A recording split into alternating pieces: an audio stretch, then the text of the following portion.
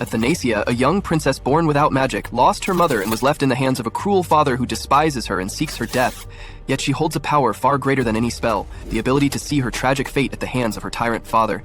But will she find a way to escape this dark destiny, or is her future already sealed? Our story begins on a stormy night, with the birth of the little princess, whom her mother named Athanasia, meaning immortality. The little girl was born without any magical power, but when her mother kissed her, a magic circle appeared on her forehead. The mother then wept and passed away. The servants quickly gathered because of an order from His Majesty the Emperor to gather all the possessions of his wife Diana in the palace and burn them without a trace.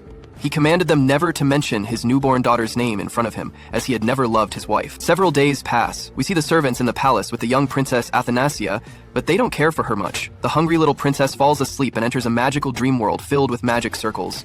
She approaches a magic crystal with a book inside. When she draws close and bites the crystal, it breaks and the magic book emerges. As she opens it, Athanasia hears her mother's voice telling her, "Take care of yourself. This is your future." She then sees a glimpse of her future as a young princess standing in the palace before her father and everyone, being put on trial for violating the decree and using a black magician to plot her father the emperor's assassination. Athanasia cries intensely, telling her father it didn't happen and that they are mistaken, as all she ever wanted was his love. She begs him to save her. Her father, the emperor, tells her that she is not his daughter and that he has never loved her, then leaves, ordering them to imprison her forever. We return to reality.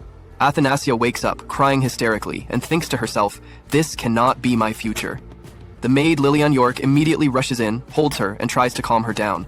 Princess Athanasia thinks to herself that Lilian is the only one who comforts her. She is a count's daughter and her mother's friend who gave up her life in a noble family to come to the palace as a maid to care for Athanasia. Without her, Athanasia would have been left to starve. She says to herself, "I'm just an infant princess, yet I know my future. Will anyone believe me?" All she knows now is that this is a world of magic, and every noble can use it. According to the legend, there is a tower that is the source of all magic, where a great magician resides, of whom it said that it would be easy for him to erase the empire. However, the one with even more amazing magical powers is the emperor, her father. But Athanasia sees him as an unjust emperor who banished and imprisoned her for a crime she didn't commit in her future dream. Athanasia tries to sleep again, but wakes up crying, seeing the same nightmare, and determined that this will never be her future. 3 years pass. We see the servants cleaning the palace. A new maid talks to an older one, saying she didn't expect the Ruby Palace to be so lively, as she'd heard the atmosphere there was always gloomy. She mentions she came to the palace to care for the princess, whom she heard was very lovely and is eager to meet her. We see Princess Athanasia in her room surrounded by many books. She looks out the window and asks the servants where they are going. A maid tells her that the flowers have bloomed beautifully, so they're going to tend to them. The princess gets excited and goes with them to help. She puts on working clothes and helps them with the decorations. While walking through the palace, she sees the new maid standing by one of the palace room doors, seemingly searching for something. Athanasia approaches and asks her what she's doing. The maid nervously says she is new and got lost. She looks at Athanasia and mistakes her for the gardener's daughter, not knowing she is Princess Athanasia. Athanasia asks her where she wants to go. The maid says she wants to go to a place full of shiny gold. Athanasia suggests the place with the golden wheat, golden bread, or sunflowers.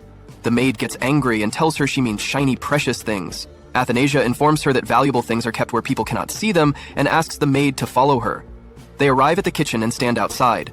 The maid asks Athanasia, "Are you mocking me, little girl? Does it make sense to keep valuables in the kitchen?" Athanasia explains that the Ruby Palace has been abandoned for years, so even if there were valuable items, they would have been taken out a long time ago. The maid then asks about the emperor. Athanasia tells her that His Majesty is too busy to care about them.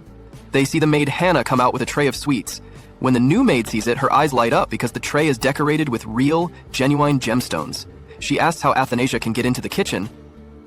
Athanasia tells her to wait a moment, then goes to Maid Hannah and asks for a few sweets. Maid Hannah agrees.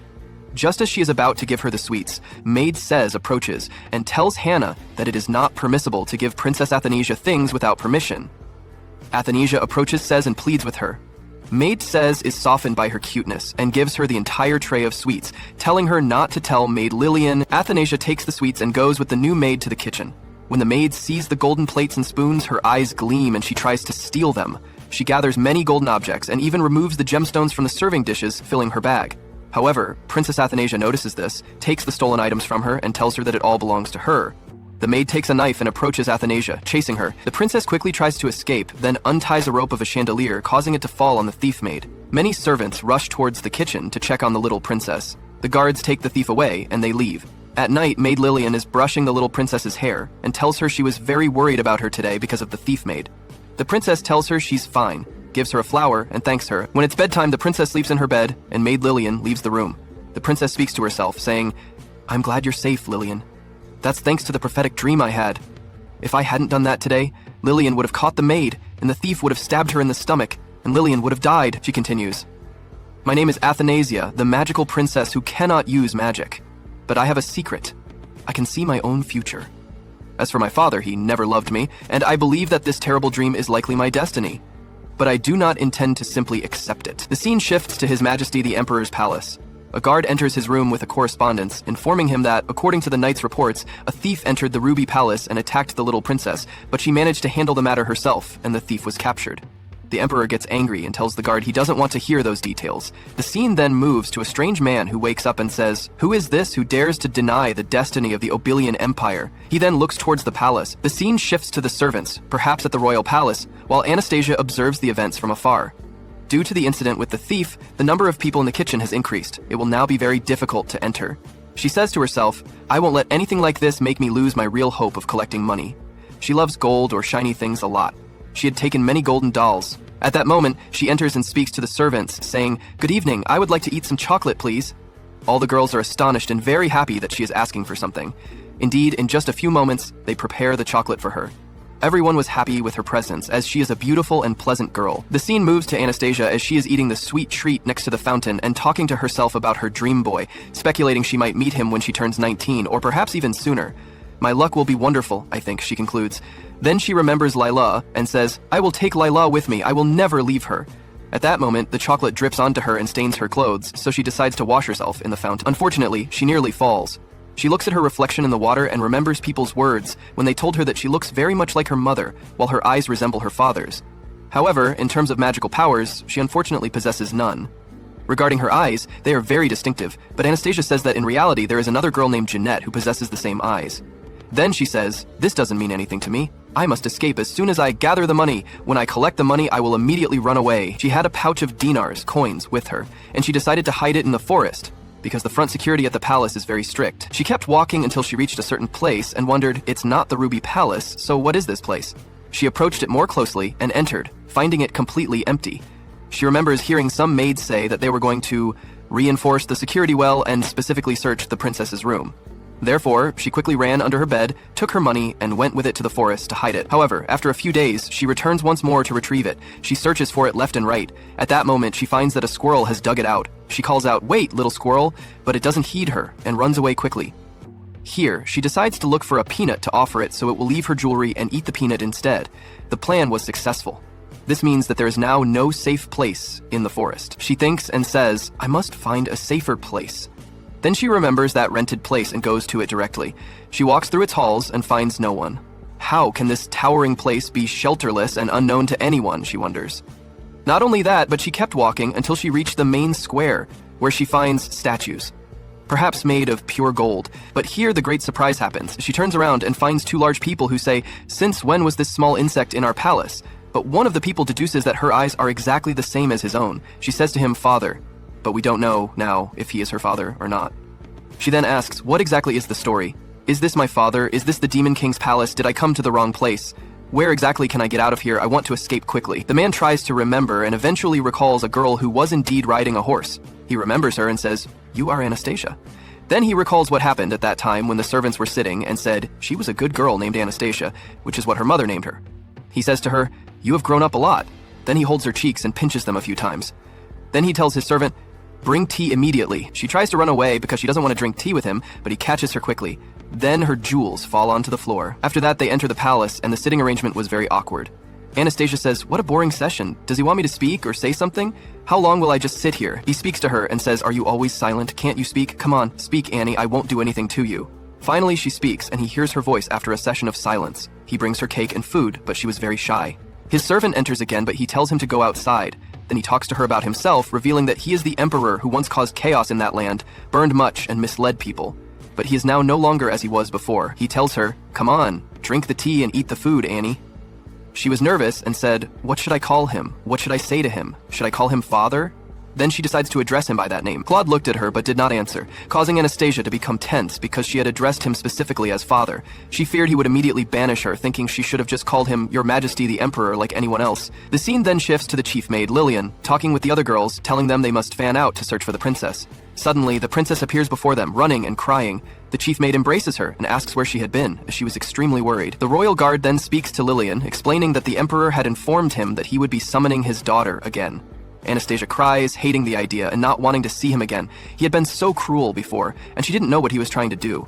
He had decided that he would personally supervise the princess from now on, but she resolved not to let him tempt her with sweets. Anastasia then goes with the chief maid, Lillian, to see her father, the emperor. The emperor welcomes her and tells her it's been a long time since they last met. She replies that he is right. She had the honor of meeting him last time, 5 years ago. The emperor is surprised that she remembers that.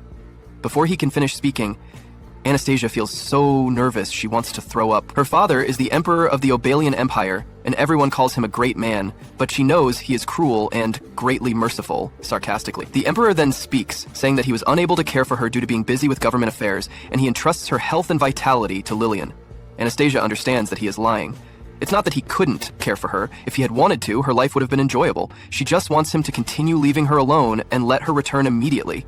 The emperor continues, informing Lillian that he heard everything about the incident at the Ruby Palace. From now on, he will personally oversee the princess, and she will receive treatment appropriate for a princess. We move to the maid staff, where Hannah tells her friend, Shez, that she never imagined the king would come to the Ruby Palace, and they are now certain that the princess's life will be filled with happiness. We then see the emperor sitting with the princess at a garden table for breakfast. The princess is still nervous and thinks to herself that she was supposed to avoid her father and live quietly, as her future disaster is caused by meeting him. As long as she never meets him, she can change her future. Yet this is extremely frustrating. The maids place many sweets on the table. The princess is amazed and thinks this is indeed appropriate princess treatment. She thinks to herself that her father was very cold to her before, and she doesn't know what he is trying to do with her. Could it be poisoned? She resolves not to let this cake tempt her. The emperor asks her why she hasn't eaten, saying he feels she suspects the sweets are poisoned. The princess is shocked that he might be able to read her thoughts. She tells him she likes cake, but Lillian warned her not to eat too many sweets or her teeth would rot. The emperor is surprised since she ate some yesterday. However, she can't hold back any longer. She takes a bite of the cake and finds it incredibly delicious. Nothing has ever tasted this good. She can't believe she dropped her guard because of a small cake like this. She then decides to eat the whole cake, as it would be wasteful to leave any piece of it.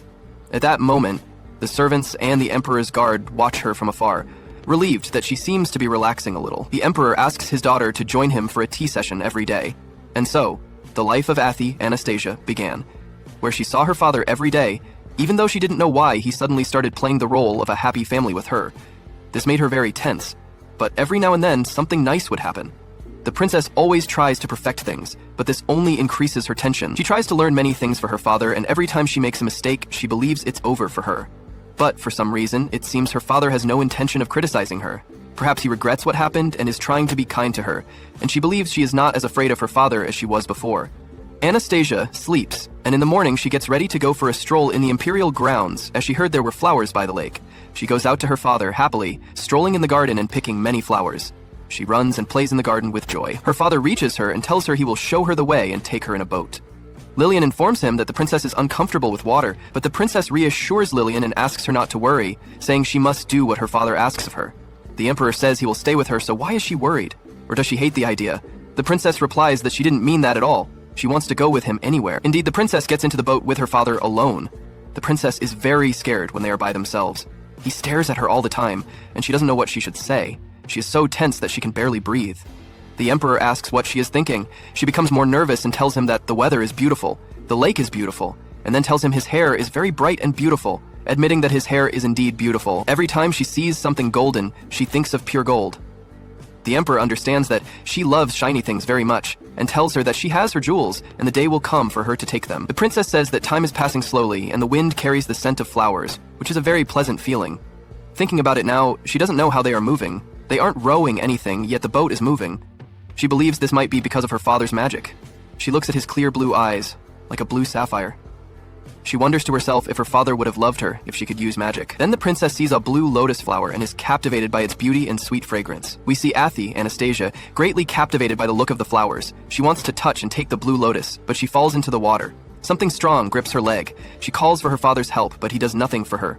She then remembers what she dreamt, that because she broke the rules and used dark magic, she would spend the rest of her life in prison. She says, "This was supposed to be my fate always. Despite that, I held on to a little hope.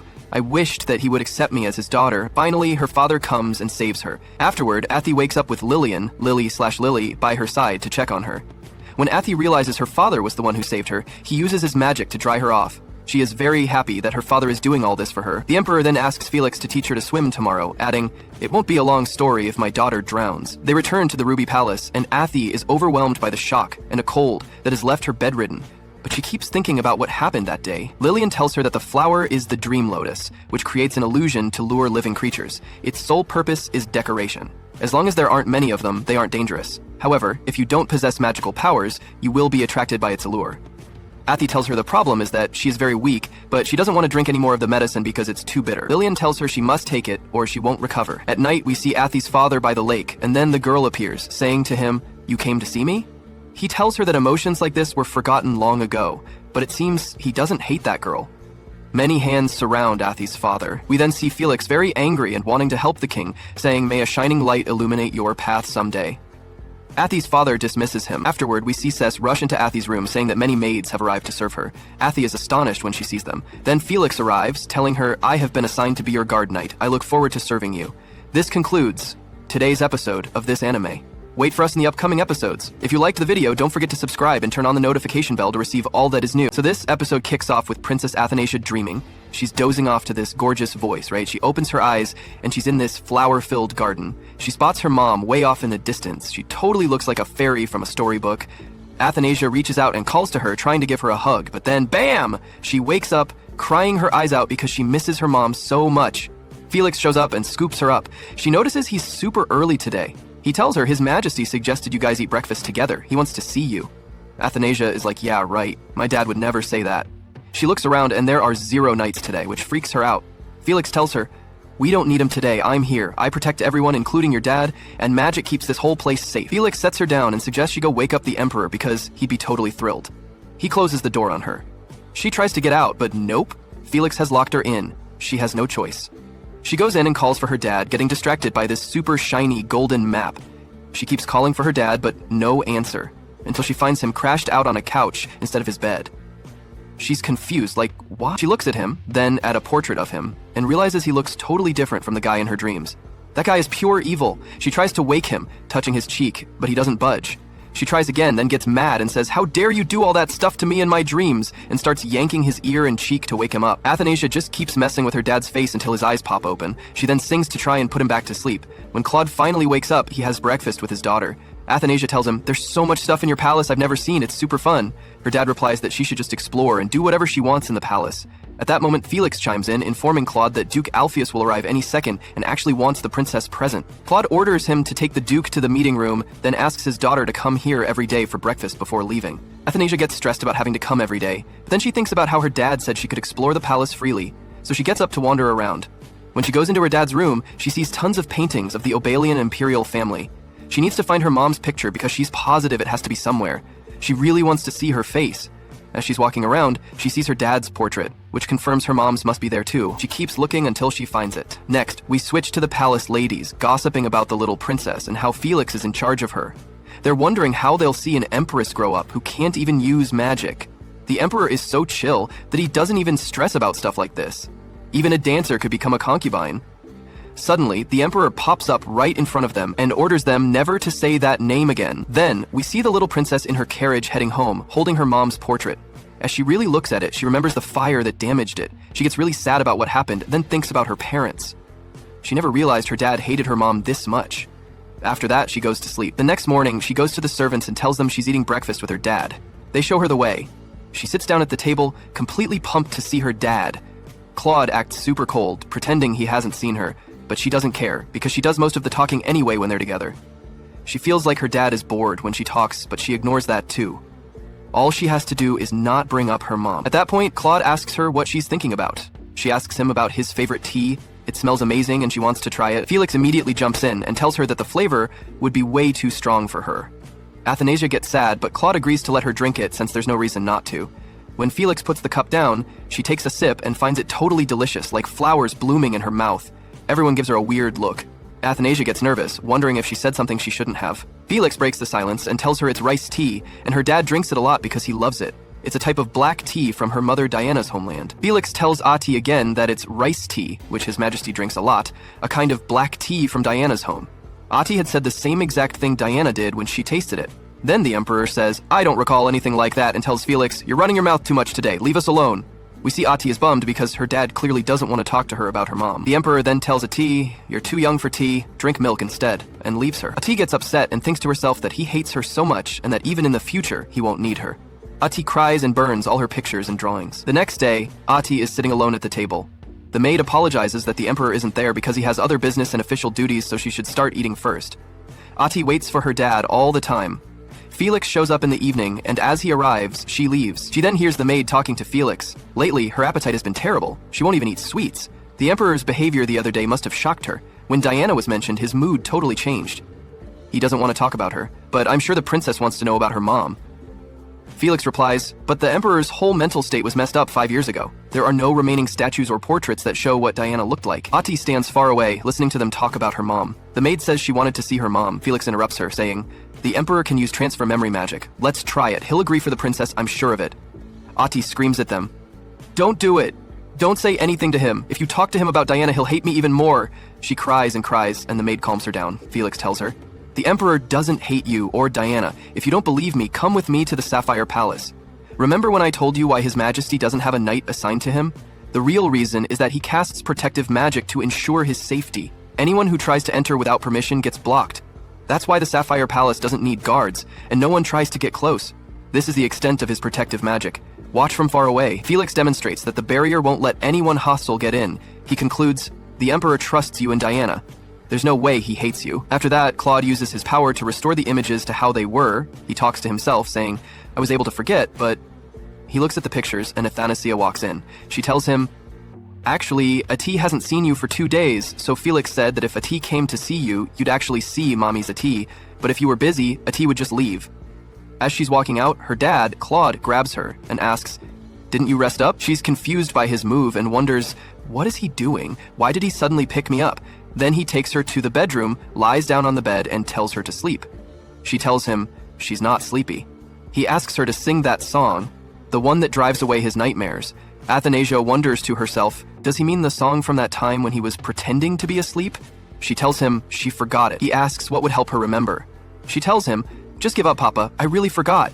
He tells her that disobeying an imperial order is a serious crime. She thinks to herself, is that a threat? She answers him, "Okay, maybe I do remember. I'll sing for you now." She starts singing, and her dad, Claude, uses his power to make some stars appear. Athanasia falls asleep next to him.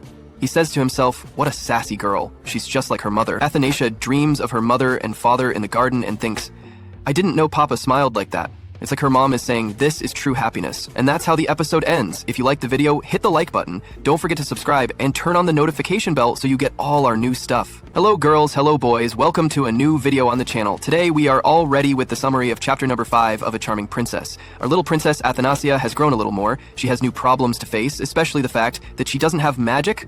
Although her father loves her more and more, so there's no drama on that side. Of course, she's doing some things with magic books that could get her into a lot of trouble. After that, this guy who was investigating the whole time shift thing has already shown up. But anyway, tell us what you thought of this chapter number 5. Please leave your likes, comments, and you can also subscribe to support the channel. With the scene shifts to Claude having to get up after that sweet nap together, because Felix says there's someone looking for him, and it seems Claude has an idea of who it is. And Athanasia wakes up too. From another perspective, we go to the Emperor's throne and see that the person who needed to talk to Claude is called Alpheus, who asks him that since the princess is already old, she should find a playmate or someone to help her study.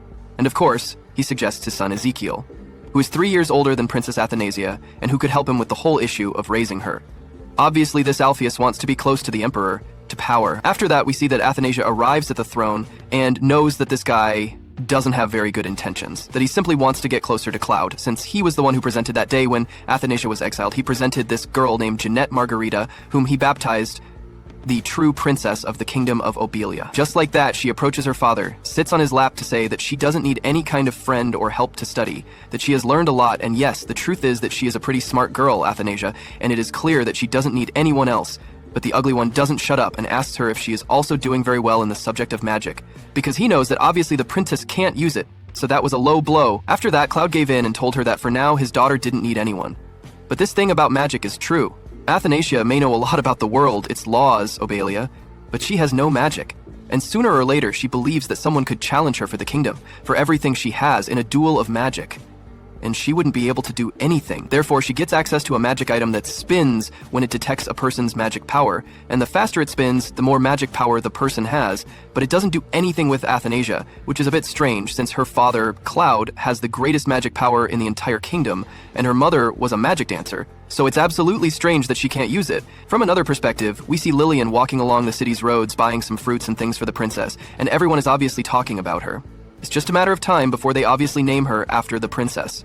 It's been 2 years since they last tried to get Athanasia a study buddy. The scene shifts to the library while Athanasia was reciting what appears to be a poem, with her father listening attentively. The ugly one, Alpheus, comes to him again, telling him that now Athanasia has grown up, that every time he sees her she is more charming, and that if now she is ready to have a person to study with, but that it does not need to be his son since he has a girl his age named Jeanette.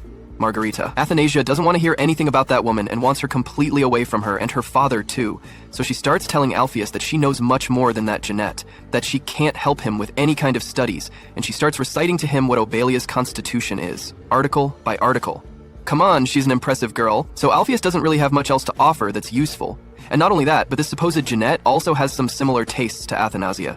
Since a famous book has just arrived from another kingdom, and Jeanette is waiting for it to be translated so she can read it, and Athanasia gives her one as a gift to take to Jeanette, and it was just a flex. Why? Because on the cover, it says that it was translated by herself, by Athanasia. Yes, she is an extremely intelligent girl. She simply asks Alpheus to bend down and she touches his hair, telling him it's as soft as a white bunny. Telling her to remember that she doesn't need anyone by her side, silly. From another perspective, Claude watches all this and gives her a book that Athanasia had been asking for. The scene shifts to Athanasia once again in the forest, trying to unleash her magical powers. Since this book was a grimoire containing spells, incantations from a rather ancient wizard whose name had already been lost, and one of those spells served to unleash or reveal a person's magical power. So Athanasia tries it, makes the seal on the ground, and the book disappears. It goes to another location. And here, Athanasia collides with this guy who had been investigating this temporal change that had happened. When he sees what he felt led him to Athanasia, he believes he was wrong, that she is not the one who made all this temporary change. After that, Felix arrives to talk to Athanasia to take her away from there, but this guy, with a snap of his fingers, makes Felix forget what he was doing and leaves there, leaving them alone, and where this guy, who calls himself Lucas, who is the most powerful magician of all, says not to do that spell, that incantation that was in the book, because it could bring bad things. And he leaves there. Afterwards, Athanasia tries to tell Felix that he had been bewitched, but he doesn't believe him. And with all this, Felix goes to Claude, telling him that maybe, just maybe, the little princess needs a friend her own age, since, well, she needs a boy so she can talk about boy things. Obviously apologizing and saying that he has nothing to do with the noble Alpheus, that he is not supporting him and offering it to someone or anything like that. It's just a comment. And Claude looks at him and says that he's basically trying to tell him that none of them can entertain a child. So Felix gets offended and runs out of there, crying. The scene shifts to the afternoon. Athanasia arrives at tea time with her father, where she is especially delighted to eat cakes, a chocolate one that is her favorite, but which lately she goes to the kitchen to look for, but never finds. Come on, they're stealing his chocolate cake and he doesn't know who it is, but his dad always has it. Here Claude directly asks Athanasia if she needs to have a friend, if she wants one, that she can choose it herself if she wants. But Athanasia tells him that it is not necessary, since her father, Lillian, and Felix are more than enough. She's fine. And basically, Athanasia wants to be calm until she turns 18, because she has to continue researching how to use her magic if she doesn't really have it. After that, he uses this book again and the spell that this suspicious wizard had told him not to do, and we see how some chains break. This book showed what her life was going to be like, which Athanasia dreamed about every night, and that's why she knew everything that was going to happen. Some magical chains are broken and something happens. But here again appears this mysterious magician who calls himself Lucas, telling him that he had told him not to do it. He also asks him who his father is, because it is obvious that he has Obelian blood, and begins to name some very, very ancient kings. And it has been 400 years since the last king appointed by this mysterious magician who calls himself Lucas. But that's the least of Lucas's concerns. He simply approaches Athanasia, looks at her eyes, and tells her that in that Obelian family, the bluer and lighter the eyes, the more powerful they are in magic. It is very strange that Athanasia does not own anything of it. Lucas uses his magic to see what secrets Athanasia is hiding, but she continues to resist. After that, here, Lucas drops her from the heights to make her talk, but she is saved by a black cloud which escapes when Lucas threatens her. We don't know where the cloud came from, but it saved Athanasia. Obviously, Athanasia sees that this guy wants to hurt her, so she runs away from there, but she can't escape from Lucas. Here, Athanasia remembers what protective magic spells were like and casts one. So yes, a magical power has just been activated, and we were assuming that she couldn't possess magic. Lucas stands still and simply breaks this defensive spell and is left thinking, that they will soon see each other again. After that, Athanasia, who was running through the forest to see her father to tell him everything that had happened, ends up fainting and also coughing up blood. Something bad is happening to him. Obviously, Felix and Claude are very worried. Thus ends chapter number 5 of A Charming Princess. The truth is that a very good, very intriguing chapter 5. More years have passed. Obviously, Athanasia's relationship with her father is becoming more and more solidified. She's already the princess no matter what, but she's tried to improve in every way she can so that she won't be displaced. Still, what it doesn't have is magic, and it's necessary. So he's trying to do everything, and it seems like what he just did now caused him a lot of damage. Let's hope he's okay, but we'll see in the next chapter. Tell us what you thought of this chapter number 5. Leave your comments, your likes, and nothing else. Thank you very much for watching. The episode begins with Claude summoned all the healer wizards in the castle. One by one, they came to try to cure and see what was happening to Athanasia, but none of them found the source of her discomfort. Everyone apologized to him, so Claude wanted to send for all the wizards who know something about healing in the entire kingdom. But it wasn't necessary, since Lucas appeared by himself, now in a much smaller package. A mini Lucas in a child's body. He said to leave everything to him. By the way, we see that a clock starts to move, and behind it is Athanasia's heart, as if it were a seal, and something is also affecting Claude himself. During Athanasia's dreams while she was in a coma, we have Diana, who sang songs to her while she was still in her womb. A very nice dream, but Athanasia is woken up by little Lucas, and when she sees him, she gets a little scared because she knows that he is the same one who had already told her that she didn't have to do that seal, that spell, because it was going to endanger her life, and Athanasia didn't listen to him. So here, she wanted to play dumb a bit, not pay attention to him, but it was Lucas himself who told her that he had saved her, so at least she deserved a thank you. Athanasia's chest didn't even hurt now. They have a moment there to fight, but Claude just arrives with Lilia and Felix, who were the happiest that Athanasia could finally be up and healthy, since she had been in bed for a whole month. And we see how her relationship with her father has already improved a lot, since he carries her and lovingly asks her if she is okay now. When Athanasia tried to tell him that Lucas was the cause, or that he had tried to hurt her, Lucas spoke quickly and said that with all the help Athanasia had given him, he felt a little bad, that he had used all his magic and was obviously acting.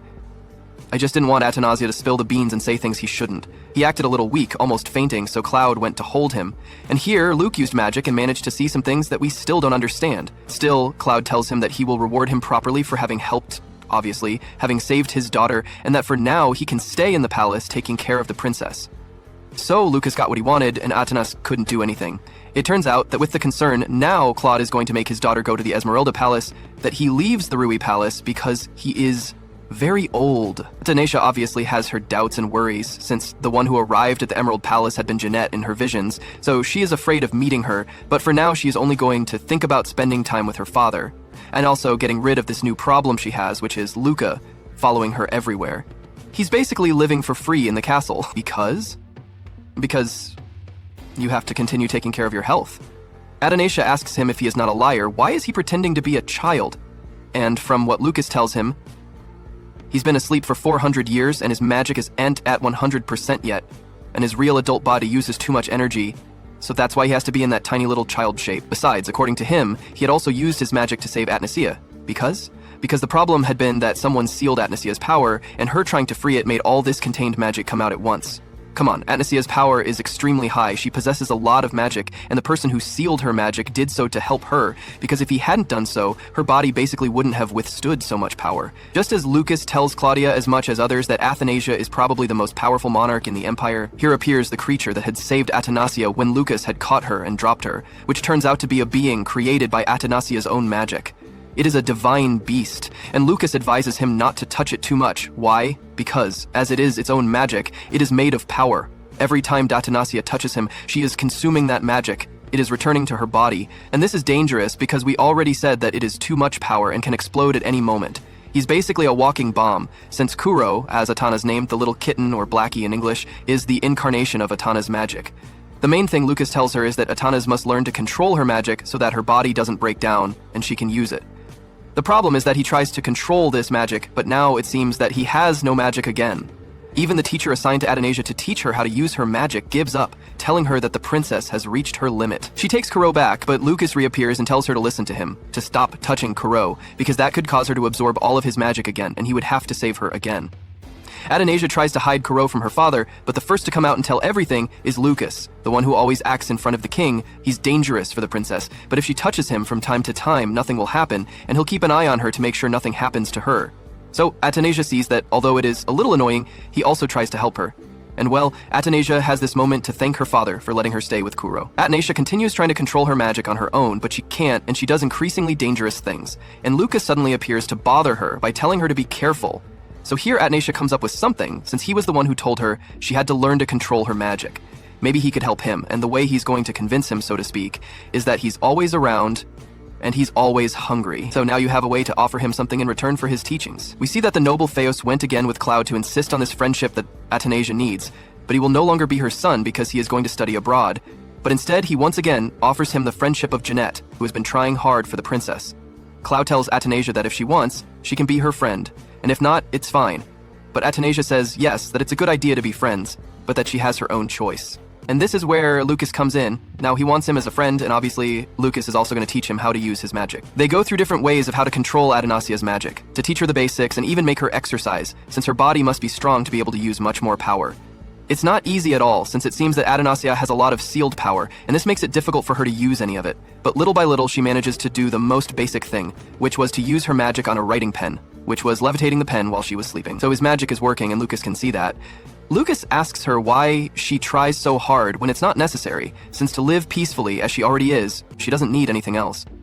But of course, it's not just what Athanasia wants. She wants to continue sharing her time with her father. She wants to be his beloved daughter, Claude's favorite. So that's why she tries so hard to be by his side. And we see that Claude is already delighted with his daughter. He already smiles and hugs her every chance he gets. We see that he had been worried about this Lucas. He investigated him and sent Felix to do it. And of course, it seems that several people know Lucas from his magic class, but none of them have any memory of him. So possibly all he did was implant memories.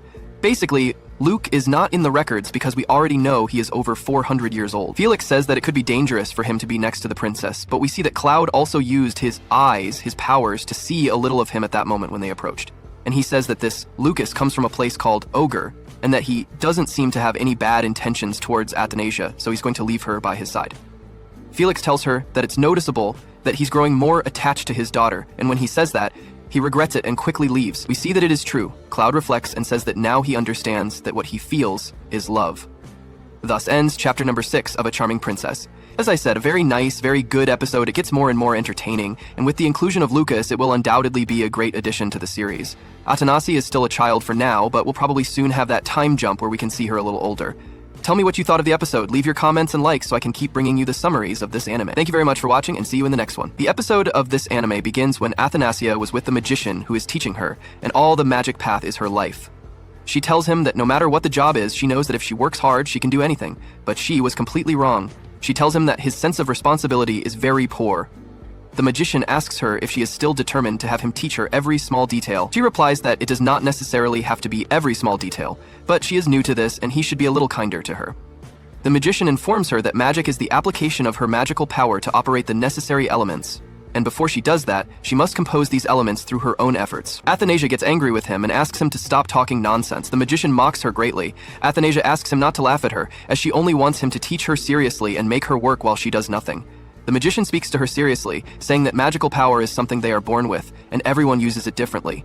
For example, he uses his magical power to pour tea and tidy the plate. Then he tells her that he does it the right way, not like she does, so she must earn it herself or this magic will never be hers. Athanasia thinks to herself a lot, because she wants to do it alone since he did not even want to teach her the basic trick behind it. The magician tells her that he indeed did not want to tell her anything because she must acquire it herself. She begs him to tell her any detail, but the magician does not answer her and tells her that she is very foolish. Then she remembers when she was with her father, where she was trying to use magic to cut a pomegranate in half, but she could not do it. Her father asks her not to pressure herself, as long as this matter is very difficult for her. Then he tells her that she should think differently to address the problem of her magical power. His daughter told him that this matter did not cause her a problem, and she would manage it herself. Then we return to reality again when Athanasia was sitting with the magician, where she tells him that she is very exhausted. The magician informs her that what she is doing is never right, as this behavior is bad for a princess. She tells him that what she is doing is from his teaching. He replies that this is how magic is taught, and the matter was the same 400 years ago. Athanasia is astonished because he means that he also learned magic the same way, and that he has lived a very long life then.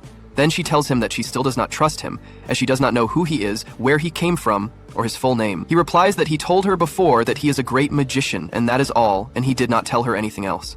Athanasia gets angry with him and tells him that if she had known he was this annoying, she would have asked for Duke Alpheus' son instead of him, as he is much more understanding than him and was not as arrogant or selfish as him, and he tries to understand the person sitting with him. and is nice to strangers too. She wishes she had not been biased against Duke Alpheus' son, as the boy did not necessarily have to be bad because his father is Duke Alpheus. The magician gets angry with her and tells her that it looks like she desperately wants to be that man's friend. Then he fulfills her wish and sends her from her place to that place, where she falls from the sky to the ground, terrified, as she does not know where the magician sent her. Then she falls onto that boy. When he sees her, he is impressed by her beauty and asks her if she is an angel or what. When Athanasia looks at him closely, she realizes that he is the son of Duke Alpheus and his name is Ezekiel. When he asks her again if she is an angel or what, Athanasia replies that she cannot tell him who she is. Then she tells him shyly that he is right. She is an angel, just as he says. Then she says to herself that she wants to do anything to cover everything up. Ezekiel looks at her with wonder, because her eyes are blue like a jewel, and only the direct descendant of the imperial family possesses these eyes. Then he knows that she is Princess Athanasia of the Obelian Empire. His father then arrived and interrupted them, but Athanasia disappeared because she did not want Ezekiel's father to see her. He asks him what he is doing here alone, and Ezekiel tells him there is nothing, he was just thinking a little.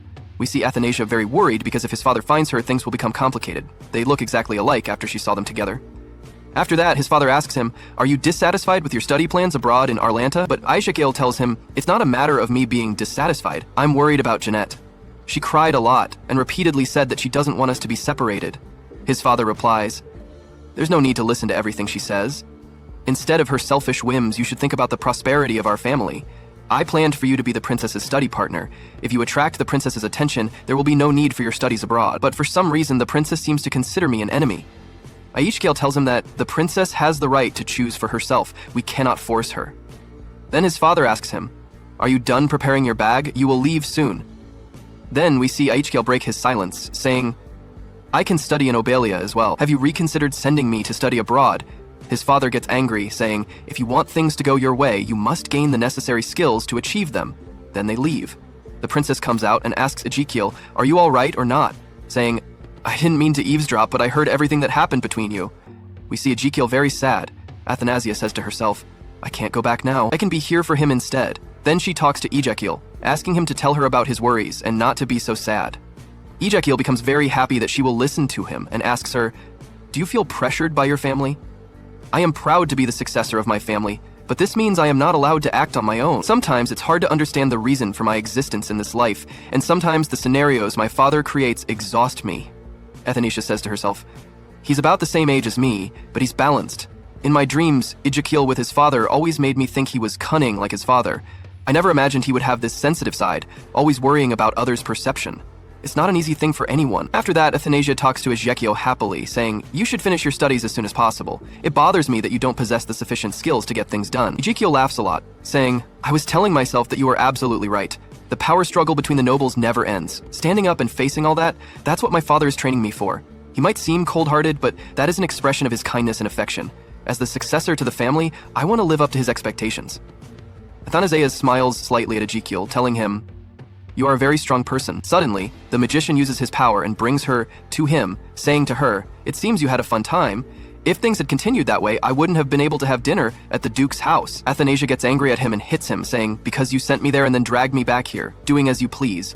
Think about my feelings for once. You do whatever you want and won't teach me magic. You don't think about other people's feelings. You are terrible. Suddenly, I disappeared without saying goodbye. He must think I'm very rude. I'm very upset." Then the magician suggests that she go back and explain everything to him, but Athanasia gets very angry with him, saying, "Don't complicate things more than they already are. Listen to me for once. I can't stand staying with you."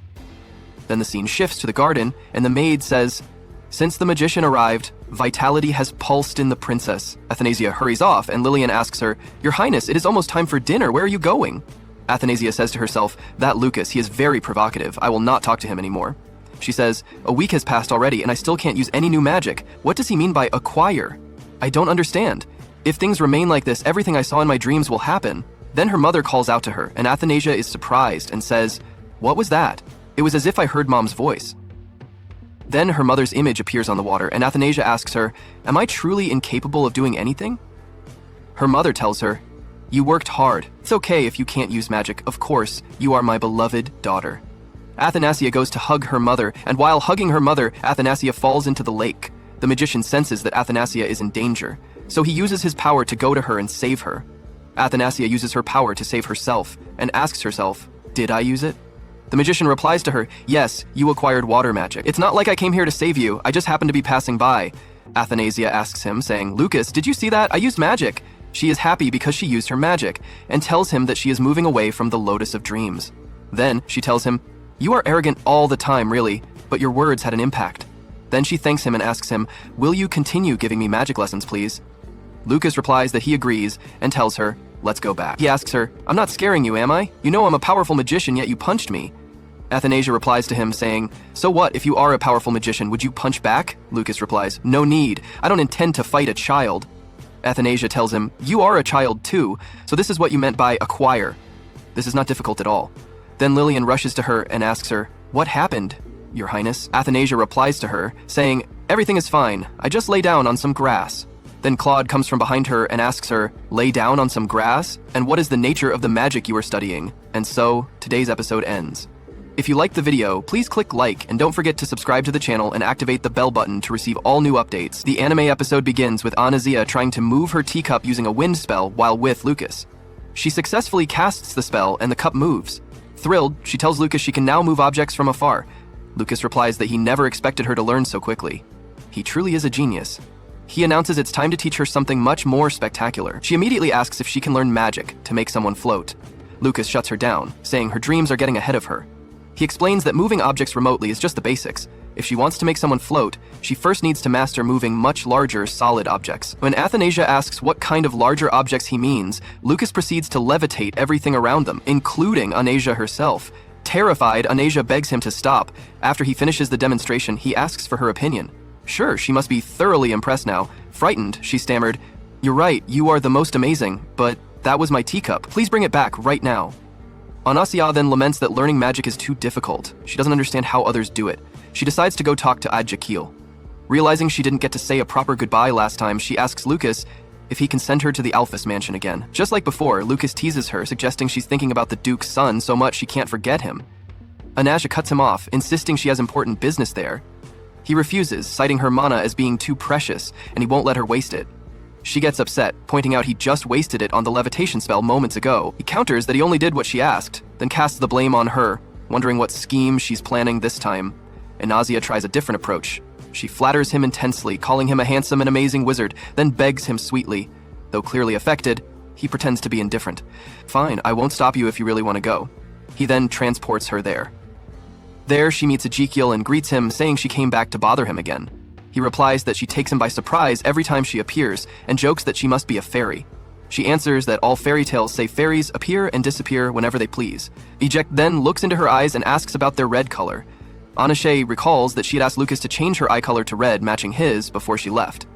Back in the present, Ezekiel tells her he was very worried when she vanished so suddenly last time, but he was reassured once he knew she was safe. Athanasia tells him she returned because she wasn't able to say a proper farewell. Ezekiel is overjoyed that she cares about him, admitting he had been praying to meet her again. Athanasia looks around and notices he's packing his belongings. He confirms he is leaving. The ship headed to Atlanta arrives in 2 days. Athanasia is saddened that he will be moving so far away from her in the capital. However, she recalls that he is the future Duke and is supposed to grow up surrounded by love and protection. He is also fated to fall in love with Jeanette, become her sweetheart, and live a happy and fulfilling life. As she moves around the room, she trips over a suitcase and falls to the floor, but Eject catches her before she hits the ground. He then gathers the books that scattered. Anastasia looks at him and thinks to herself that he truly works hard. She hasn't even read those books yet. Eject tells her that his father's arrangements are correct. Despite Atlanta being far away, it has excellent teachers. Athanasia asks when he will return. He replies that he will return when he is worthy to face the princess. Jeanette arrives to see Ezekiel. She asks him to read a book with her and go outside, but he firmly refuses. She asks if someone is in his room. He tells her he will close the door and rejoin her shortly, then excuses himself from Athanasia, saying he won't be long. Athanasia comments to herself that Jeanette must be a very lovely child based on her voice. She realizes that this is Jeanette, the figure who has appeared in her prophetic dreams all this time. Jeanette's mother was the Duke's younger cousin and Anastasia's father's former fiancé. There were rumors that her mother slighted Anastasia's father when he wasn't the heir to the throne. When he claimed the throne, he ended the engagement based on her previous behavior. She later vanished after becoming involved with another royal noble. She died giving birth to the child with jewel eyes, Jeanette. Jeanette was then adopted by the Duke, grew up to be beautiful and elegant, eventually catching her father's eye once Duke Alphys introduced her, and becoming beloved by everyone as the happy princess. Anastasia concludes, "I'm supposed to hate her." Suddenly, Lucas appears and states that Jeanette is a chimera, a child created using black magic. They proceed to follow and observe Jeanette. Athanasia asks why they are tracking them. Lucas assures her not to worry. He set up a magical curtain so they cannot see them. I am deeply fascinated by that chimera. Do not interrupt my observations. Jeanette asks Ezekiel to spend some time with her, and he offers to play a musical piece for her. Lucas speaks to Athanasia again, stating that the more he looks at this chimera, the more he notices her mana wavelength is impure, as if it's mixed with something else. She is surrounded by an aura of black magic. Athanasia gets angry, telling Lucas he's overreacting. She's a beautiful and charming girl. Lucas points out, "You defend her too much. She has the blue eyes of the Ulian royal family. Could she possibly be your sister? Come on, let's follow them." Ezekiel asks Jeanette if she would like to hear a specific musical piece, but she says no. She loves everything he plays. Athanasia speaks up to Lucas. "That's enough. Let's go. This is not something we should be eavesdropping on." They continue watching Ezekiel play for Jeanette, and Jeanette begins to cry. Ezekiel stops playing, and Jeanette apologizes, saying she just wanted to listen to his piano playing. He assures her he will play again. Jeanette asks him to stay, saying she wants to hear him play the piano as usual. Ezekiel reveals that leaving was his father's idea. Jeanette insists she will talk to the Duke and ask him to let Ezekiel stay. He tells her, "This is my wish too." She asks him, "Why aren't I the one you love the most? Don't you always do everything I ask?" Ezekiel tells her, "This situation is different." Jeanette responds, "You are the only one who cares about me. If you leave, I will." Ezekiel assures her he won't be gone forever and promises to write to her. Jeanette cries, "Don't leave, brother." Athanasia reflects, thinking, so Jeanette also faces moments of separation like this. She begs, but she is powerless to change the situation. Athanasia remembers herself begging her own parents and questions why her father didn't care about her. "We both lost our parents at a young age. Jeanette is just like me. We are both lonely." She returns to the present and says to herself, "I don't know why, but I really want to see my father right now." Lucas asks her, "You saw her future, didn't you?" Athanasia denies it, saying seeing the future is something even my father can't do. She asks Lucas why he is talking about this with a child. Lucas replies that she is no ordinary child and tells Athanasia they are heading back home. He muses to himself, "How will things develop from here? My interest is growing more and more." Athanasia mentally says goodbye to Ezekiel and Jeanette. The scene shifts to Athanasia, rushing excitedly toward her father, telling him how much she missed him. Claude comments that she shows up whenever she pleases. Felix says, "Your Majesty, you're acting like a crow today." Athanasia asks, "Am I cute like a crow?" Felix replies, "You are the cutest on the entire continent." Claude tells Felix, "Don't spoil her too much, keep a 10-foot distance from her." Claude then asks Athanasia, "Why did you suddenly come looking for me?" Athanasia replies that she's been studying magic all this time and hasn't had a chance to see him. She missed him. Claude asks, "Is studying magic exhausting?" Athanasia says, "It is exhausting. I don't get enough sleep every day, but I will absolutely not give up halfway." Claude tells her, "You must have exerted yourself more than I imagined. I initially thought I would just accept it when you suggested giving up, but I see your determination now. Go on and keep working at it." Athanasia asks him, "Will you always love me, father?" Her father asks why she says that. She replies, "She just needs to know." Her father answers, "Of course." Athanasia is thrilled. "It's a promise. Things will stay this way forever." Her father confirms, "Yes, it's a promise." The scene transitions to Athanasia sitting on her bed, talking to herself. "It's fascinating to see people from my dreams. I quickly notice that things in reality differ little by little from my dreams. My father doesn't reject me like he did in my dreams. I is different from his father, and Jeanette just wants to be loved by her family, nothing more. Perhaps I was overly influenced by my prophetic dreams." That's not good. Then Lucas appears, speaking to himself, "Interesting. Fate is diverging more and more. Which direction will you lead this story, my little princess?" And that concludes today's episode. If you liked the video, please hit the like button, and don't forget to subscribe to the channel and activate the bell button so you receive every new update. The anime episode starts with Athanasia at the age of 14. She mentions that in Obelia, the age of 14 is the most prominent in one's life, as young men and women participate in their first ball, revealing their first public dance. Time flies, and her 14th birthday and her first ball are fast approaching. She is currently practicing for her ball. Her teacher tells her that she is graceful in her footwork, just like a fairy. Athanasia replies that she is exaggerating. The teacher encourages her and reminds her that the ball is only a month away, and to represent the glory of Obelia, she must choose a dance partner who suits her status as soon as possible. Athanasia agrees to this. She then sits in her room to choose her partner for the ball, but she doesn't know who to select. She didn't expect this year's birthday to be so complicated. Speaking of which, her father has given her many birthday surprises. Since her close encounter with him when she was 5, he has given her shining gemstones, elegant jewelry, luxurious evening gowns, and even a key to a vault on her 7th birthday. She then remembers going with her maid, who tells her that her father built this library specifically for her to read in as she pleases. Athanasia is very impressed by this, as this library belongs to her alone. She then asks her maid if her father will be able to attend her birthday party. Felix apologizes to her as her father has to meet with the court minister and he fears that he won't have time. Athanasia is very saddened, but she doesn't show it to them. Inside, she is sad because her father has never attended any of her birthdays before. She then thinks that her birthday is also the anniversary of her mother's death, which is why he doesn't want to come. This is why Lillian and Felix spend her birthday with her every year until this year. As she sits, thinking about her partner, Lucas comes to her and asks her what she is doing and who the people in the pictures in front of her are. Before she can answer, he tells her that he knows she is looking for a dance partner, and they all look dazzling, so surely one of them caught her attention. Athanasia leaves to go, and he asks her where she is going. She is dissatisfied because her standards are too high, and yet none of them can compare to a certain someone. Athanasia gets angry at him and tells him to leave, as he doesn't know what's wrong with her. He tells her that he knows everything, that she wants her father to spend her birthday with her, and that she has been upset about this every year, but she just needs to ask her father for it. It wouldn't be hard at all. He is her father, and she just needs to be honest with him. Athanasia, feeling sad, asks him to leave her alone for a while. The next day, we see Athanasia sitting with her father for tea, and he asks her about her dance practice. She replies that she is still practicing. He asks her if she has chosen a partner for her first dance yet.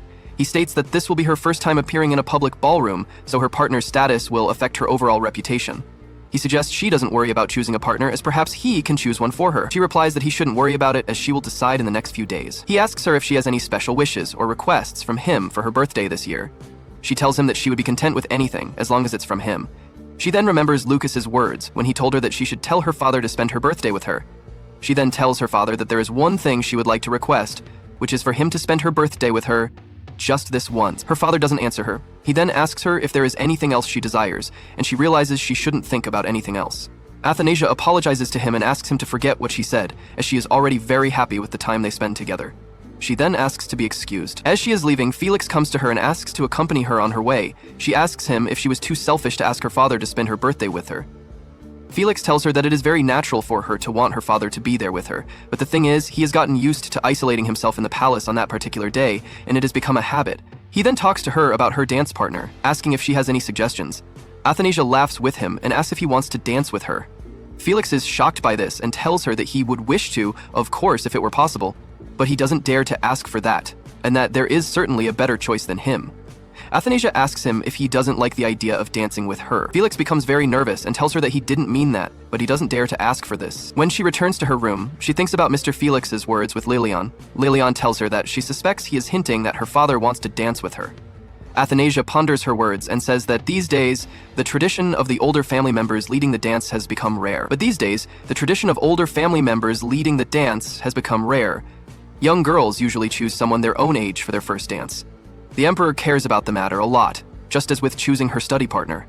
His Majesty had some concerns, but at the same time, he respected your choices and opinions. Athanasia then remembers her father asking her about the dance. This will be your first time appearing in a public ballroom. The status of your partner will affect your social reputation. If you are confused about choosing a partner, perhaps I can choose one with you. Afterward, Athanasia talks to the maid, saying, "My father wants to dance with me." We then see Athanasia growing up and practicing dancing by herself. Lucas appears and prevents her from falling, saying, "Didn't you learn to protect yourself using magic?" Athanasia hits him, saying, "I don't need your help, I can do it myself." She then asks him why he's there. Assuming he came to mock her, we see Athanasia's feet hurting. Lucas helps her and heals her, telling her, "I didn't come here to mock you. This morning, regarding your father, I should have told you what you ought to do. You have your own way of communicating." He apologizes, saying, "I don't understand these things." Athanasia is surprised that he apologized, and she tells him, "But if you want to help me practice dancing, I will forgive you." Lucas agrees to accompany her. Then, the maid arrives and is very happy that Athanasia chose Lucas to dance with her. She wants to go and share this news with everyone immediately. Athanasia gets angry, and Lucas laughs. He then says, "You can learn from me in this regard. What I mean is that you can express your inner thoughts to your father. Listen more to the voice in your heart. You are a very clever girl." The next day, practice begins. Lucas tells her, "Today will be a special test on magical theory, but it will be difficult, so give it your full concentration." Athanasia quickly writes and hands him the paper, and he is very surprised by her speed. Athanasia is happy with what she is doing, and is also very active. After that, Felix asks her if she wants to go to the garden today, but she refuses, saying she will go the next time. Lillian and Felix are surprised that she is so busy and very secretive, neglecting them during this period. We also see Athanasia neglecting her father and not visiting him, which negatively affects his morale. Then, we go to Athanasia and see her drawing something. Finally, Athanasia goes to her father the next day and apologizes for her delay. He tells her, "No problem, I wasn't doing anything." Athanasia then eats and tells her father that she loves talking to him very much. Claude speaks to Athanasia, saying, "I haven't seen you at afternoon tea recently. I started to think you didn't want to see me. Athanasia replies, Actually, I was preparing a very special gift for you, father. Claude responds, You don't have to give me any gift. Athanasia says, You've always made sure to give me surprise birthday gifts over the years, and I'm always very happy. This year, I want to return the favor and give you a gift, father. Felix asks, What do you mean? Instead of receiving gifts, you want to give one? Athanasia informs him, There is no law in Obelia that prevents me from giving gifts on my birthday. Felix responds, You are right. Claude then says, You've always been unique. Do you have something in mind? Athanasia answers, Yes, despite all the different paintings you have in the palace, I always felt like something was missing whenever I looked at them, so I drew this for you. I hope you like it. Felix speaks, saying, So you isolated yourself in your room all this time, Your Highness, sacrificing sleep and rest just to draw this by yourself, and you even used expensive magical dye? Athanasia replies, Yes, I hope this painting is preserved forever. Claude says, Besides your regular studies, you also received dance lessons, and yet you managed to find enough time to draw. You've always been diligent in your work. Athanasia tells him, You always wish for my happiness, so I hope this gift brings you happiness too, father. At the ball, I want to fulfill your birthday wish, so I have a request. She then asks him, Will you be my partner for the first dance? The scene shifts to the birthday celebration, where they congratulate her, saying, Happy 14th birthday, Your Highness. She thanks him, and some servants offer her gifts and congratulate her. She then asks them to eat cake and celebrate her birthday, and she thanks them all. She then goes to her room, sits on the bed, and talks to herself, saying, Today was a joyous day. Lucas then comes to her and she asks him why he's late. He tells her, I'm a great magician. Do you think I'm free all the time? She then asks him, Where is my birthday gift? I hope you're not going to say it's a crow. He asks her to close her eyes and count to 3. He then uses his magic to ignite some bubbles in the sky. She is amazed by them and is happy. He asks her, What do you think? Are you surprised by the magic now? She thanks him from the bottom of her heart. Athanasia then talks to herself, saying, A lot of changes have happened over the years. I was surrounded by many people in whom I felt kindness, and I am very grateful to have met you all. I can truly say that I am happy. I only wish I could share this happiness with my father as well. The scene shifts to Claude looking at the painting and recalling his words to Athanasia, where he says, You don't have to do that. Athanasia asks him, Why not? I am your daughter. I want to be able to do something for you too. He then remembers her words to him in the past, where Athanasia says, My mother and I will always be by your side. And with that, today's episode ends. If you liked the video, please click like and don't forget to subscribe to the channel and activate the bell button to receive all new content. Our episode begins by welcoming that bright sun and the most precious pearl in the city of Obelia. And now, the curtain will be raised. Yes, it is that girl with the blue eyes. Perhaps she is Princess Jeanette, who has returned to the palace after being a commoner. She is so beautiful. This is the serenity an Obelian princess should possess. The people were stunned by her extreme beauty, so much so that they were talking and saying, Look at Anastasius's hateful expression. She doesn't measure up next to the other girl. She is very beautiful. Anastasius then speaks, saying to him, the emperor, Father, I am your daughter too. Wait for me, father. Look at me. But suddenly she wakes up and realizes it was a harsh dream. She catches her breath and says, Thank God it was just a dream and not reality. The scene shifts to her training for the dance. Her instructor tells her, Pay attention to the rhythm, steady your legs, and never relax them. But she falls. The instructor stands up and says to her, What's wrong? You don't seem well today. The ball is approaching. You ought to be better than this. This is the first time you will appear before the kingdom's nobles. His Majesty has great hopes for you. You must not disappoint His Majesty. Anastasius replies, That's right. This ball is very important to me. If Jeanette comes and father knows that I am not his only daughter, things will change and he might abandon me forever. She then remembers when she asked him, I want you to be my partner for my first dance, but he unfortunately hasn't given her an answer yet. More importantly, I must not make any mistakes at the ball. Afterward, we see the maids talking about the princess. She is exhausting herself so much that she stumbled several times during practice. I'm afraid she's doing this because of His Majesty. At that moment, a maid comes in and says, Someone has arrived from the Red Agate. They quickly rush to Princess Anastasius and inform her of the news and that a message was left. His Majesty has agreed to be your dance partner. He will personally accompany you to the debutante ball. She is overjoyed and her eyes water. He even sent the gown she will wear to the ball and some jewelry. They quickly get to dressing her. Meanwhile, the scene shifts to Lucas, who is with Anastasius. She was preparing cake for him. She tells him, Well done, you worked hard reading that book. Have a piece of cake and take a rest. He asks her, What exactly do you want? What are you planning? She replies, Can you return to your adult form and help me practice my dance? I want you to help me with extra practice. He asks, Why should I return to my adult form? She answers, Simply because father is the one who will be dancing with me and he is tall enough. Will you agree or not? He replies, No, I won't agree to dance with you again. You forgot the last time I danced with you. You messed me up, stepped on my foot and tortured me. You kept apologizing and saying, I'm sorry. My foot swelled up and hurt a lot. She says, Don't worry, I am good at practicing now. He then makes something for her to dance with and tells her, Go practice with this. I'm busy. She says, What did you make? Couldn't you find anything other than this paper doll? You should have made a different doll that looked as handsome as a real person. Anastasius falls to the ground and Lucas mocks her. Anastasius gets angry at him and tells him that this happened because the paper doll is weak. She says she is very tired and prefers to practice with Felix. Lucas asks her, "Do you want to torture that knight to death?" Anastasius gets angry and tells him she won't step on anyone's foot again, and there's no one better than Felix to help her practice. Then she remembers that Ezekiel should have returned from his studies, as Duke Alpheus decided to move his entire family back to the royal capital to publicize Jeanette's identity at the ball. Lucas is surprised. Anastasius tells him she heard that Ezekiel Alpheus graduated early in Arlanta with the highest marks in his class, and now she is curious to see what he looks like. Lucas gets angry and decides that Anastasia should go see him. He uses his magic to transport her outside, and she lands in a beautiful garden, right in Ezekiel's arms. Anastasius is embarrassed. Ezekiel apologizes to her for leaving 7 years ago without telling her and is happy to see her now. Anastasius tells him he looks completely different from 7 years ago, and he tells her that he has indeed changed. Then they see that girl calling out to him. Anastasius realizes that voice belongs to Jeanette and wonders if she is looking for Ezekiel. Ezekiel immediately takes Anastasius' hand and tells her to come with him. They arrive at a beautiful garden full of roses. He tells her that he used to come here when he was upset and wanted to be alone, calling it his secret base. She tells him that the place is very beautiful and she is happy to be with him. Ezekiel tells her that since their meeting 7 years ago, he has been going to the place of their first encounter every day, hoping to see her again. Anastasius blushes and asks him about his life in Arlanta. "You finished all your studies in 6 years and graduated with the highest marks? You are truly exceptional, Ezekiel." She asks him to tell her some interesting stories and he gladly agrees. He tells her that things were complicated when he first arrived there. Everyone mocked him, and although he had studied the Arlantian language beforehand, he faced many problems with studying and practical application. He would hear everyone mocking him, but he ignored them. To integrate into the boarding school's learning environment, he spent a lot of time getting to know the place. He gradually discovered that the education at the Great Arlanta Academy was very advanced, with cultured professors and a library filled with ancient books.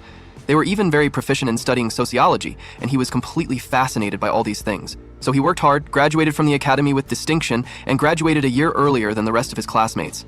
At that point, he decided to return to Obelia. We return to the present and see Anastasius and Ezekiel, where Anastasius tells him that he is truly amazing. Ezekiel tells her that he is, after all, a son of the Alpheus family and cannot bring dishonor to his family name wherever he goes. Anastasius thinks to herself that she never expected Ezekiel to face all of this. He always looks like he doesn't struggle or get tired. But he was very stressed when he was studying abroad. Truly, everyone has their own struggles, so she should encourage him too. Ezekiel then tells her that there is another reason behind his early return home. He didn't want to stay in Arlanta for too long because he was afraid of missing his chance to see a certain someone. While they are talking, a large aura appears around Anastasius, and they understand that this is the time for her departure. Ezekiel tells her that next time he will be the one to come and see her. Anastasius bids him farewell, then disappears and returns to her home, where she sees Lucas. She immediately gets angry at him because he sends her there and brings her back whenever he pleases, and that he should have warned her first before doing anything. Lucas doesn't answer her, so she asks him if he is angry. He doesn't answer again, confirming her suspicion. Then he tells her that he is in a very bad mood. She replies that she is the one who should be in a bad mood because of what he did to her. When Lucas hits her on the head, he tells her, "I feel much better now." Anastasius is astonished, thinking, what is his problem? Did he eat spoiled food or what is wrong with him? Afterward, we see Anastasius practicing the dance with her instructor, who says to her, "You completed today's dance practice brilliantly. I hope you can maintain this level of performance for tomorrow's ball." The instructor continues, "I will end the training early today because you need to rest. That is the most important thing you need now in order to welcome tomorrow's ball. Hold on to your efforts, don't be afraid, and be very confident in yourself." In the evening, Anastasius talks to Lillian and asks her if everyone will accept her as a princess at tomorrow's ball. Lillian replies, "Yes, who wouldn't love our princess? I didn't even notice that you grew up and matured like this. When I first met you, you were so small. I didn't even dare to hold you tightly," she continues. "And now you are an elegant young lady, active, diligent, hardworking, reading all those difficult books, and training with all your might." Anastasia says to herself, "I am very nervous about tomorrow, but after hearing Lillian's answer, I feel much more at ease now." Then Lillian says to her, "Athanasia, you practice with all your might, to the point where even Lucas changed his mind about you. Even during dance practice, you didn't relax for a moment." Athanasia replies, "You are praising me too much, Lillian. I'm embarrassed." Lillian tells her, "There is nothing to be embarrassed about. I have always been proud of you. The ability to watch you grow up and take a step forward every time is the greatest joy for me. I am sure His Majesty will feel the same, Your Highness. Please, don't worry excessively. The debutante ball will be a success." Athanasia thanks her. "Good night, Your Highness. Tomorrow will be a busy day." Then Athanasia talks to herself, saying, "Tomorrow is the debutante ball. My father will dance with me in my first dance. This is something that never happened in my prophetic dreams. Perhaps the slightest effort exerted can change the course of fate. Father, have I become your pride? I will work hard tomorrow. And thus, today's episode ends. If you like the video, please click like and don't forget to subscribe to the channel and activate the bell button to receive all new content. Our episode today begins as the time for the grand ball has finally arrived. Princess Anastasia was sitting while the maids were preparing her for the beautiful party, styling her hair and trimming her nails. The ball will start at 3 in the afternoon. Today is a very important day, but time is like a sword. If you do not cut it, it will cut you. Time is running out, my lady, let's hurry up. She told them, I'm hungry. But they told her to be patient a little longer, as she is still undergoing a face mask program to clear up any acne or scars on her face. We will ensure that your hair is like silk and beautiful. After that, they will put the dress on her. She was sitting, excited, but also shocked to have 10 maids serving her. Finally, it was done. We see the young Princess Anastasia, who has changed a lot. She looks more radiant than ever before. Her father sees her and finds her absolutely wonderful. Anastasia sees her father in clothes she is seeing for the first time. They are the formal attire. He extends his hand to her and tells her, "You look beautiful today." She is very happy and thanks him for agreeing to accompany her. In the evening, the curtain finally falls and Anastasia enters with her father, but she was nervous and says, "May God protect us. Will the events I saw in my premonitory dreams happen, or what will happen? I am so scared of what will happen." Her father asks her, when he sees her lost in her thoughts, "What is the matter, my beauty?" She told him, "Nothing, father. I'm just a little nervous." He told her, "Nervous? Where is the courage you had when you were little and pulled my hair and pinched my cheek?" He told her, "Don't be afraid. You are the heroine here, so let everyone greet you." She told him that there was no need for that, but she must be patient to be more resolute. The scene shifts to Jeanette. Perhaps the dream will come true. An official enters and tells her, the ball is about to begin. She asks him, "Can I meet my father and sister today? Really?" He informs her, "Yes, I will reveal your identity to the emperor when the time is right. You will be recognized in the royal class." She thanks him very much for serving her, but until that time comes, she must wait patiently. The scene shifts back to Anastasia and her father, and they finally enter the ball. They watch the people from above. Everyone is waiting. Then they descend to them, and everyone is very amazed by the princess's beauty, radiance, grace, and elegance. Then they start dancing, but she steps on his foot. He almost screamed, but he transforms the scene into something beyond everyone's expectations, and they say, "It's like a scene from a painting. Oh, the splendor. Oh, the beauty." He told her, "Don't worry, just follow my rhythm, not the melody." He told her, "Bravo!" Everyone applauded for them. He also told her, "Go and enjoy your ball with people your age." She thanks him profusely. Meanwhile, we see her talking to some girls, but suddenly she sees Duke Alpheus and wonders, "What's the matter? Is he about to talk to my father? Jeanette hasn't shown up today." She remembers her dream and says, "Oh God, let this not happen." At that moment, one of the boys enters and wants to dance with her. No, 3 people. No, everyone gathers around her. She turns around and finds her friend, the one she always goes to in the second world. He tells them, "Excuse me, everyone. She had previously put in a request to dance with me, and thankfully I have arrived. To thank you for your kind compliments." They apologize and leave. He immediately asks her to dance with him, and they do, while we see her father, and Roger Alpheus comes to him and starts talking to the king and brings up the subject. He told him, "Your daughter is very good, but imagine if you had 2 daughters. How would you deal with them?" The king told him, "Stop the nonsense. Tell me what you want," Roger said. "In truth, your majesty, I have an adopted daughter whom I love as if she were my own daughter. She is a cute, delicate, and well-behaved, very dignified child. She wants to see you." But before he could finish his sentence, the king told him, "Enough, I'm not in the mood to listen to your chatter, because today is only Anastasia's ball." Meanwhile, we see Anastasia dancing with her friend, and they finally finish the dance and leave. She is hesitant and says, "What should I do now?" She begins to address the guests and says, "Honored guests, I would like to draw your attention to present a gift to this wonderful father." She uses her power to do so, and something very strange happens that amazes the audience and also amazes her father, because she was able to do that. No one can do this, they only saw it in stories, but now they saw it with their own eyes. After that, she starts playing the piano, and perhaps he imagines her mother because her mother was the only one who could do this. Indeed, we see the mother dancing with him, and it was a surprise for everyone. She dances a beautiful dance with him, and everyone applauds. Then they shoot fireworks everywhere. The other girl, Jeanette, watches these firecrackers. After that, the ball ends and they get into the car. The father gives his daughter that gift. He told her, "Bravo, you have done everything. 14 years, mashallah. You have matured and grown into a girl who can be relied upon."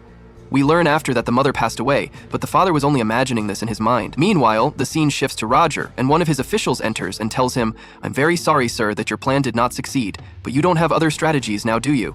But Roger says, "But I have other methods, and I saw you while you were talking to the prince." Then there is a knock at the door, and we learn that Jeanette is at the door.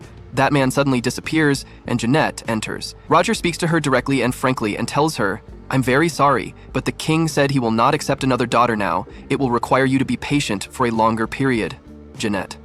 She told him, "Never mind.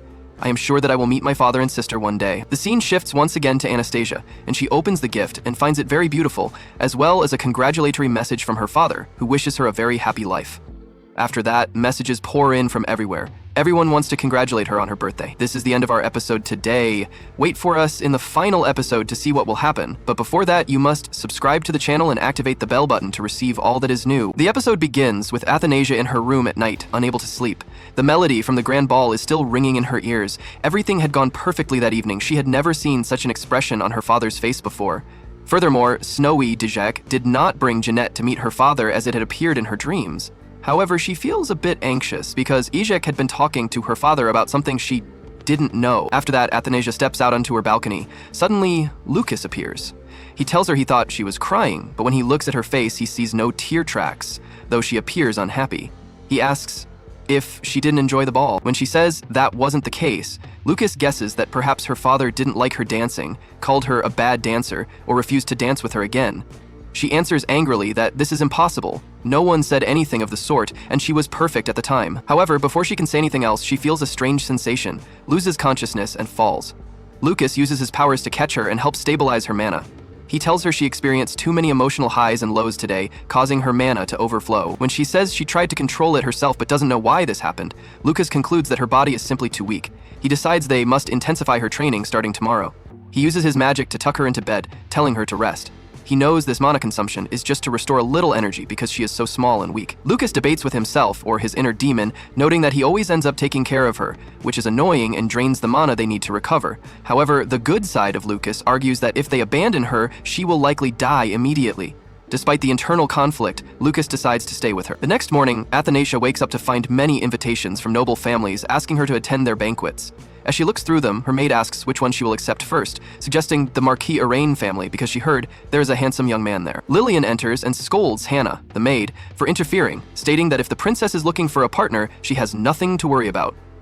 Athanasia wonders to herself if she can even attend banquets outside the palace, as she has never left before. She decides to ask her father. Athanasia goes on a boat ride with her father and asks him about leaving the palace. He refuses immediately. Athanasia is surprised by his quick rejection. Claude recalls the ball, remembering how everyone wanted to dance with her and how Ezekiel asked for a dance. He tells her he absolutely refuses because there are too many flies outside. He then asks why she suddenly suggested coming out to the lake. She answers that the weather is beautiful and it is nice to enjoy a boat ride with him. Claude remembers a time when his daughter was small and fell into the lake, though she doesn't recall it. Athanasia then asks to see the flowers nearby, hoping to use the relaxed atmosphere to ask about leaving the palace again. Claude is surprised she likes the flowers. Athanasia tells him the lotus flowers are beautiful. Claude uses his magic to lift the flowers out of the water for her to enjoy. However, Athanasia is terrified by their true form. They look like monsters. She screams and begs him to take them away. The accident at the lake, Athanasia and her father fall into the water. Athanasia is extremely embarrassed, thinking, I fell and Dad saved me again. This is the most embarrassing day of my life. Not only did she fail to convince him to let her leave the palace, but he also declared that he would tighten the security around her from now on. Back at the palace later, Athanasia is seen in the kitchen helping Lillian.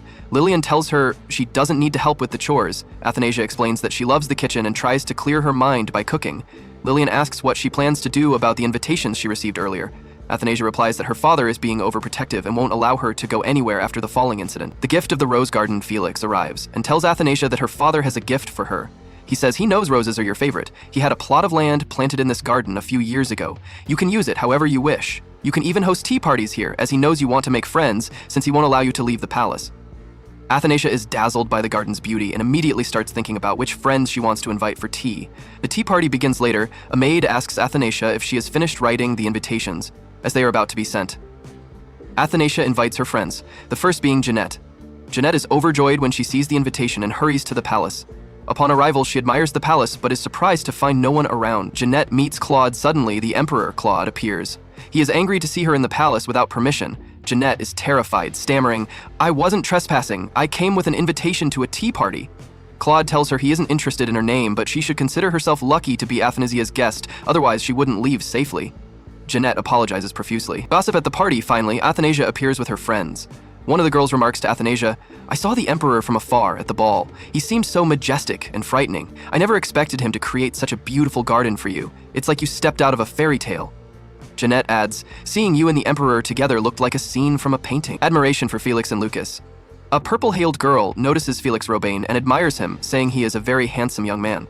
When she learns he is a knight, she becomes even more impressed, calling him a brave warrior who fought alongside His Majesty to save the Obelian Empire. A brown-haired girl then speaks up. I heard you have a brave, handsome knight, but also a brilliant young magician. She describes him. Yes, with hair as black as night and eyes like red rubies. He has a gloomy look like a lone wolf. When your eyes meet his, it's thrilling. The topic turns to Ezekiel. However, the girl adds, but more important than a knight or a wizard, I prefer a gentle companion. For example, the young man from the Duke Alpheus family. Jeanette replies that Ezekiel was lucky enough to be able to dance with the princess, adding, I will make sure to pass on everyone's praise. When the girls realize she is Ezekiel's younger cousin, technically living as such, they all surround her, eager to talk about him. Athanasia and Lucas clash. Athanasia asks Lucas, what is your problem? Are you not well? Then, snapping at him, she says angrily, are you trying to say goodbye? You have the worst personality. She then storms off, furious with him. Athanasia's inner thoughts. Athanasia thinks to herself, thank you for saving me, Jeanette. Socializing is so exhausting. They are all cute girls, but it remains difficult to deal with them all. Jeanette is exactly as she appeared in my dreams. She always wins everyone's trust and love. Flashback. The encounter with Jeanette. Athanasia recalls a moment when Jeanette called out to her, asking, can I return to the palace with you? Athanasia had replied, I'm afraid that won't work. The Emerald Palace that my father prepared for you is in the opposite direction. If there is nothing else, I must be going. Jeanette asked her to wait, saying, excuse me, could you teach me palace etiquette? I am not well versed in these matters, and I am worried about my inability to adapt. I have always looked forward to being able to live with family. Back to the tea party, returning to the present moment, Jeanette approaches Athanasia and asks, Your Highness, are you tired? Or do you feel that the topic of those conversations was meaningless? Athanasia replies, no, not at all. It's just that this was my first tea party, and I'm still not used to it yet. Jeanette smiles. That is good. I was worried we were bothering you, Your Highness. Athanasia reassures her, it's not that at all. I enjoyed spending time with you all.